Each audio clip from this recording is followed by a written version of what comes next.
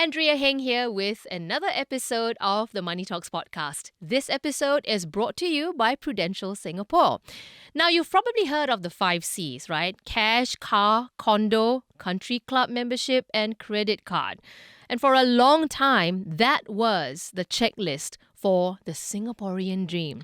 Well, guess what? Things have changed. Today, success isn't just about a checklist anymore. It's about freedom, especially for Gen Zs and millennials.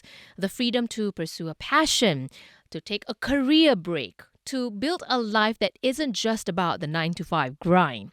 But with the rising cost of living, how can Singaporeans achieve this?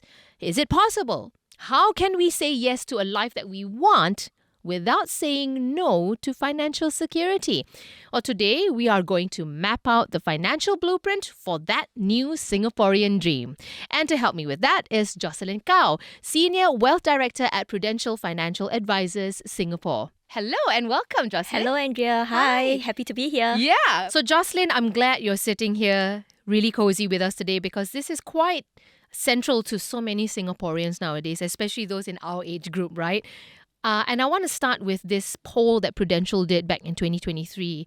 It found that for 76% of Gen Zs and millennials, financial success is about the freedom to live their desired lifestyle. So it's quite different from what previous generations had, right? So tell us about that difference. How does this current perception and perspective differ from previous generations? Yeah, I think it's quite different. For previous generation, they are looking at job security, they are looking at buying a house, they are looking at having retirement. So that is financial success. That is success to the older generation. But for the younger generation, I think it's quite different. We are looking at the option or the freedom to do what we want. And the main reason why it happened, I believe, is that the younger generation, we do see our parents or our grandparents working really hard to perhaps make ends meet, working really hard to give us our food, a shelter over our head, and education. So our previous generation, when they can finally retire and start focusing on themselves, like traveling or pursue their own passion, they may not have the same energy level like their younger days to pursue things like that. And you're exactly right, this is exactly why I'm choosing to travel so much now while I'm still mobile, and I also still have the ability to earn enough to go and do all those traveling, all that traveling. And I still want to travel and, have personal pursuits like gardening maybe one day in my 60s, and you want to be mobile enough to enjoy that meaningfully, right? Exactly. The rising cost of living, though, is something that's on all of our minds, right? And it's going to just climb higher and higher, especially for us here in Singapore. And for many young adults especially, this is very worrying. The idea of relying on a single source of income, basically your day job, doesn't feel like it's enough anymore. I feel that way too. How crucial then are multiple streams of income in achieving this new, financial dream here in Singapore and work-life balance at the same time? Yeah, it is really crucial to have multiple streams of income these days. A few reasons. First is we are so connected on social media. Yeah. You can scroll and then you can see so many other things that you can embark on. Different dreams, different things, different passion project, and all these cost money. And with all these things, like our desire to live a really rich and fulfilling life, having additional streams of income, it's gonna come in really handy. So being able to have multiple streams of income actually takes a balancing act. Yeah, so I was gonna get to that. That's the thing, right? It feels contradictory because in order to have this work-life balance and financial freedom, you kind of still have to work hard. You're juggling all these things and balancing all these things, right? I mean, how does one juggle all of this? So multiple streams of income can come in various ways. One of the way is to have side hustles or passion projects. We like to call it passion projects these days. And another way to get multiple streams of income is through investments. Yeah. And that can kind of sort of hum in the background. You don't have to pay too much attention to it if you don't want to, Exactly. right? Okay. So let's talk about that side hustle thing that you mentioned. So obviously, I'm noticing a lot of young adults who do side hustles, and a lot of them are quite unique side hustles. For those in their 20s and 30s who are passionate about something outside of their day job, how can we make that hobby, I guess, viable as an income stream without jeopardizing financial stability and also our time and energy, right? Yes, I think first is not jeopardizing your day job. Yeah. So time and energy, like what you mentioned, is really important. So when we talk about passion project and side hustles, we need to first understand the amount of time that we have to invest in that project before we even embark onto that. Right. Yeah, so time is one thing. So the last thing we would encourage is for you to focus on your passion project and then you jeopardize your day job. Losing the day job is going to cause a huge financial burden on anybody these days. Right. So that will be first, time management. Okay. And next is also to figure out how much are your expenses or fixed expenses. How much will your passion project have to make you in order for you to survive day to day? Yeah. That will be like the baseline. Right. And once you get that figured out, you get the balance in that, I think we will be able to embark onto a passion project as your full-time and eventually retire your day job. So here's the other thing that I have been quite enticed by is the concept of micro-retirement. So not quite a sabbatical. And I had to look this up, the difference between a micro-retirement and a sabbatical. So a sabbatical is employer sanctioned. Your boss says, okay, you can do it, blah, blah, blah. Unpaid leave, essentially, right? A micro-retirement is leaving the job altogether. You might even leave the industry altogether and then, have a think about what you want to do next or something like that. And that is something I realize is gaining traction in Singapore. What are the key financial considerations for someone in that position? They want to take a few months off, maybe years off to travel. And it's something I'm thinking about, right? Maybe take a few years off, base myself in a few cities at a time for a couple of years, rent out my HDB flat or something, right? I mean, what's the financial consideration for someone in that position before they embark on this journey? I think before embarking onto a micro-retirement, first is to figure out how long do you want to go for. So a time frame. A time frame. Okay. So that will be number one, to understand how long you will be away and how long you will need to look for a job after. Oh, yes. So I think many people forgot about the second part, right? And job search can be as long as 3 to 6 months these days, even for young people like Gen Zs or millennials. And not to mention, like you said earlier, right, the job landscape is changing so fast, it's hard to keep up. Yes. Yeah. So when you when you want to re-enter employment, you may be not relevant and you may need to take another 1 to 2 months to upskill before re-entering. So that whole duration of micro-retirement as well as looking for re-enter the employment industry or the market that you want to be in. So that whole duration has to be factored in. Right. And then next is to understand your expenses. So how much expenses, fixed expenses do you have? And times the number of months or years that you'll be away. So that will form your first layer of like money that you need to before you can go on a micro-retirement. Your survival money. Correct, the survival money. Okay. Right, the baseline. Right. And then the next layer would be when we go on a micro-retirement, likely we have certain goals that we want to fulfill. Perhaps traveling, relocating. All these are costs. Yeah.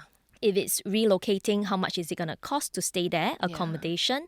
How much is the daily living expenses going to be? The visa as well. Correct, exactly. The visas and also flights. Yeah. And also if you are going to do any side project and all that, all these cost money. Yeah. So I think preparing for that second layer of play money or fund money, we Yep. call it. Fund money, it's really important Yeah. so that you have enough. So when you realize that people who are planning to go on a micro-retirement, when they are ready, they tend to be sitting on a large stash of cash. Okay.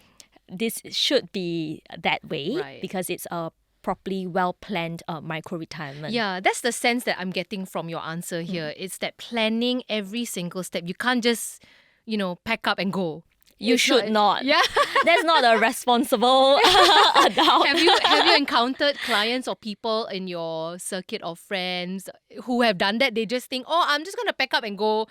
My rental will solve everything. Have you come across people like that? Not really. People in my circle tend to be a little bit more cautious. Okay. However, I do have somebody who went on a 3 months Okay. micro retirement, and from that episode, I learned that it can stretch. Oh. So the whole period became 6 months instead. Why did it stretch? I think it's about after going on a 3 months micro retirement to figure out what she really want to do in life. And when she come back into the workforce, it takes a while to adjust. So it is also the adjustment, the energy level, the reframing from eat, pray, love at Bali to back into working in Singapore. Yeah. It takes time for us to adjust as people. Yeah. So it actually became 6 months. Wow. But before she went on a micro retirement, she actually did 3 months planning with me. Oh. So we figure out the amount of cash necessary, the amount of expenses she's gonna incur, and all those kind of things. Right. So she was certain that she could go on this 3 months micro retirement with no work at all. Yeah. So it's really about doing this, really is about putting your mind at ease when you are on that micro retirement. Because when you go on any kind of break or retirement, you don't want to have this burden in your mind. Exactly. Right? And it's always prudent to have a buffer Yep. of emergency fund just in Yes. case, like what I mentioned, it dragged 3 more months. I didn't expect that to go on for that long. And I'm glad you brought up, having that preparation money, so to speak, right? Yes. It feels as if I need to slog and chiong, as the Singapore context would say, right? I feel like I need to slog and chiong at work in my current role in order to prepare for a micro retirement. I mean, that sounds a bit contradictory also to me. I mean, how do you make sense of that? I think it's really about the mindset. Mm-hmm. When we say chiong and slog at work, there is a negative tone to it, right? Yes. However, if we are working towards a dream of 3 months in Bali, then it is purposeful. Yeah. It's a little bit more fulfilling. Right. You know what you are working for. Because you day have a to goal. day. Exactly. So having goals is really important when it comes to being financially stable, when it comes to fulfillment in the workplace. Really, life goals or financial goals are the things that keep us going. Yeah, I think you're absolutely right. You pointed out a good point there. And I think part of that goal is also, maybe adjusting your daily expenses while you're trying to save up your micro retirement fund, right? Yes. Okay, I want to talk about the young adults now. How can they ensure that they have the financial safety net needed to take calculated risks? For example, they want to be an entrepreneur. They want to start a new business. And it's a very DIY sort of thing, right? Or they want to even take a sabbatical or a micro retirement. What do young adults need to do to make sure that their financial safety net is sorted? When a young adult decide to go on to something that is less conventional, I think the very first thing that they should do is to review on their own financial planning and insurance portfolio.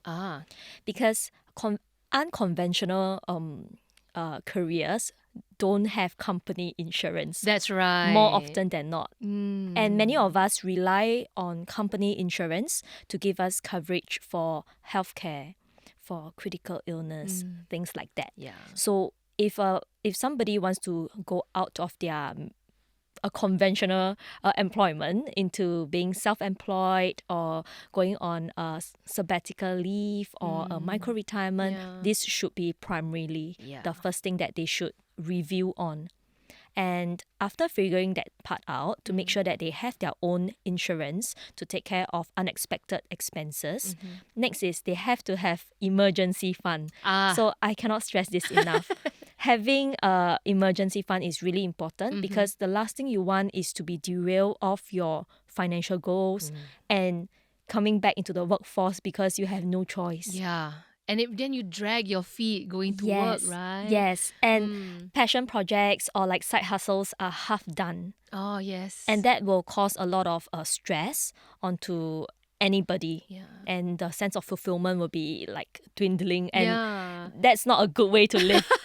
Yeah, especially when you're young and you still have the energy and ambition. You also don't want to bring your hopes down that way, Yeah, to be right? beaten down because of just maybe poor financial planning. Yeah, Right. I think that's absolutely right. Like when you say review your insurance plans and all that, what do you mean by that? What must they do when they are reviewing their insurance plans before taking this break? They should ensure that they have health insurance. Okay. So health insurance is what we say hospital insurance. So just in case, should there be a situation they need to seek medical treatment, Yep. they don't have to come out of pocket. So finding a good balance is important, and also to answer questions like, should they be admitted to hospital? Do they want the option to still be able to go for private specialist? Because that's what usually our company insurance may cover for us. Are they okay to be in a government hospital, or they prefer to be in a private hospital? Things like that. Yeah, for which they will have to be prepared to pay more. Correct.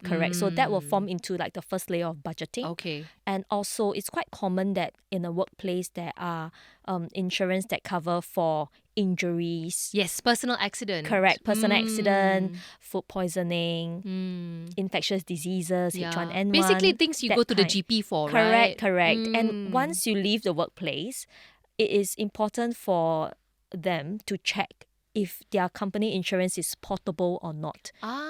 Is the insurance going to follow them into wherever they go, or they do have to get something on their own? Right. And then if they are not getting something for personal accident, they need to be prepared. Should I go public route or private GP, which costs more? So it's all about understanding your budget, right? Correct. So here at the Money Talks podcast, we like to paint scenarios for our guests because I think it helps listeners sort of understand situations better, specific situations better. So I have one here for you.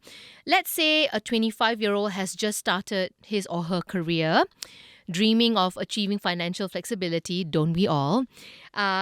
And maybe there's a deadline that they have in mind, maybe age 45, 50. What are the immediate first steps he or she should take to build a diversified income portfolio?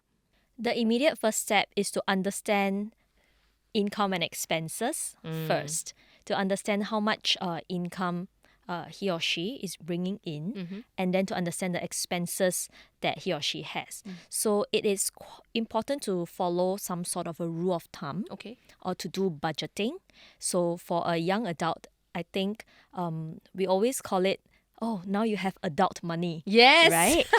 In the early years of entering the workforce, and once you have adult money, yes, a young person may be dreaming about going for early retirement. Yeah, the FIRE movement's very big. Exactly. However, they also do get distracted with adult money. Yeah. So I think budgeting is key. Budgeting will be the first thing that they should be doing. Okay, so I do advise like putting aside money for fixed expenses. For example, there are many variations of allocating income out there. Many of my clients actually follow this rule of like 50% on fixed expense, 10% on insurance, 20% on investments, and the balance 20% on anything they want. Right. So this is actually a rule that they can follow. So once they are clear about their budget and their income, there comes the next layer, which is to prepare for their emergency fund. So they do have to save up for their emergency fund to make sure that there is no situations that will derail them from their financial goals. Right, yeah. So when it comes to insurance, I think just now we already mentioned. So to make sure that they do have adequate coverage, so they do not have to eat into their emergency fund or savings as well. Yeah, and when you do, if you have to do that, don't. It's kind of like gambling, right? You don't dip into it and then say, I promise to fill it back up later on. I think once you reach that stage, it's already trouble. Yeah. Yeah, I think that was the lesson that I had to learn the hard way. So you talk about emergency fund a lot. So I want to get into that. What should you do when life stages change? There's an emergency, right? When people tell us to relook your portfolio at these kinds of events in our life, what does that actually mean?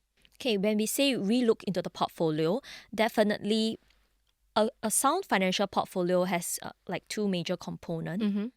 Wealth accumulation is one part, the wealth component, and the protection component. So two parts. So when we jump through different life stages, first it's always to review on expenses and income. Are the allocations still making sense? Right. Should you do any adjustment? Is it going to be temporary, or the adjustment should be for the long term? Yeah, that's a good question to So ask.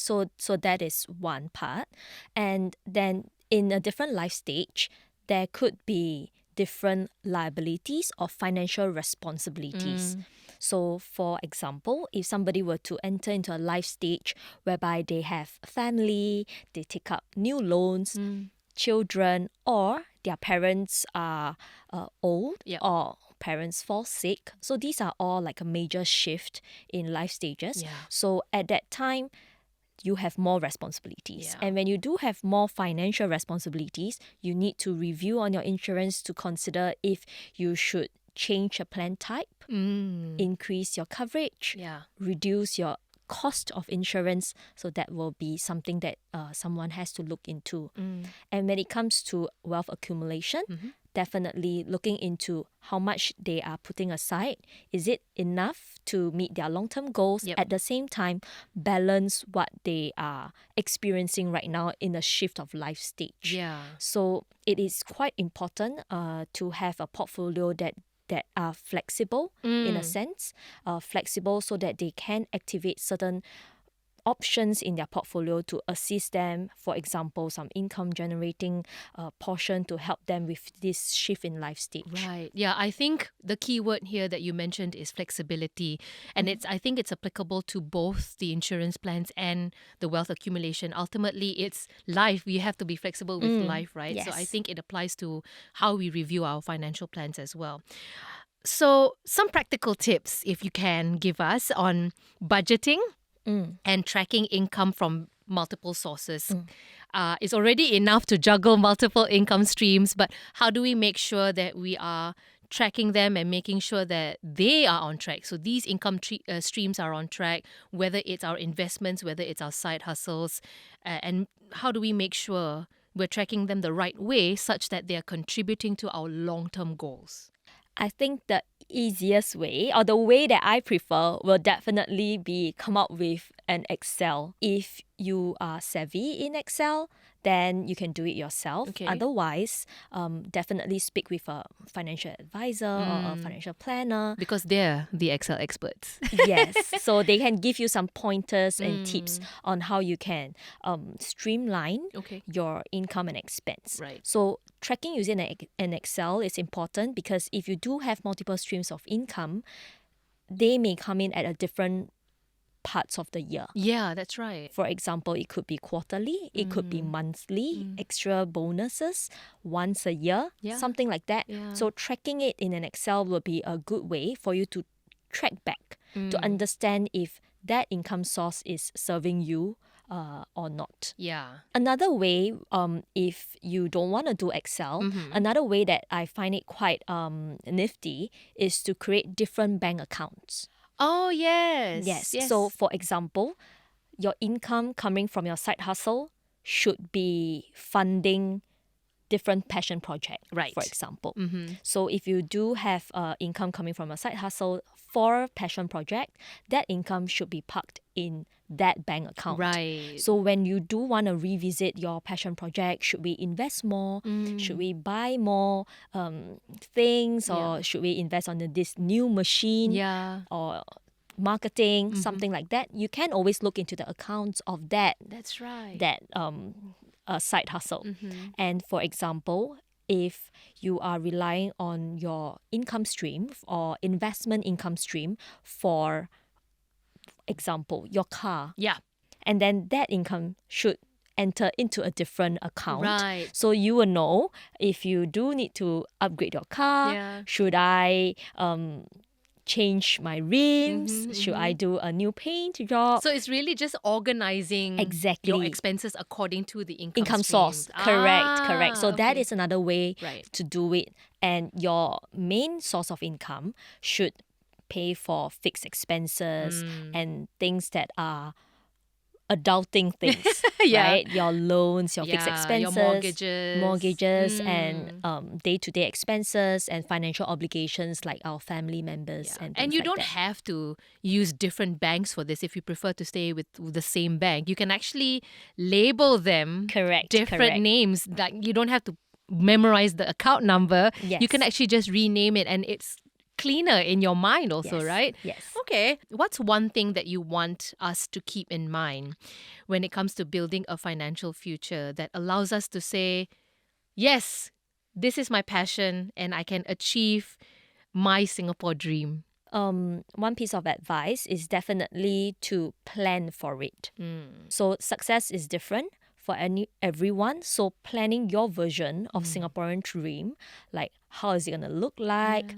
Take some time to daydream a little, write down the kind of lifestyle, the kind of feelings that you have, and then work towards the numbers. Yep.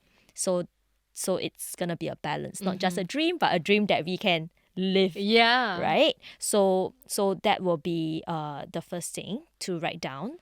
And definitely with proper planning, I think achieving Singaporean dream is very possible. And saying yes to the lifestyle that we want, it is possible. Yeah, absolutely. And I'm very inspired by this conversation, Jocelyn. Thank you so much. Thank you for having me. I'm inspired by my conversation with Jocelyn, and I want to try now to reframe the dream C's. And maybe quote the wise words of Walt Disney. He once said that the 4 C's of making dreams come true are curiosity, courage, consistency, and confidence. Basically, all the things that we just discussed here today. And I think these are the C's that we can apply when chasing our own Singaporean dream. If you've got any comments or questions, you're inspired, you have any messages for us, you can always leave us a note. You can write to us, as always, cnapodcasts@mediacorp.com.sg. And you can find Money Talks on Apple Podcasts, Spotify, YouTube, and Me Listen. Feel free to share this episode to all those you love who are struggling to meet that Singaporean dream. Know that it is achievable if you plan properly. And wherever you are listening to us from, please leave us a rating. We would really appreciate that. Thanks to the team, Tiffany Ang, Nat Fetalvero, Junaini Johari, Ho Pei Ning, Joanne Chan, Charlene Tan. We have video and sound by Hanida Amin and Justin Garnell. I'm Andrea Heng, signing off now for the Money Talks podcast. This episode is brought to you by Prudential Singapore.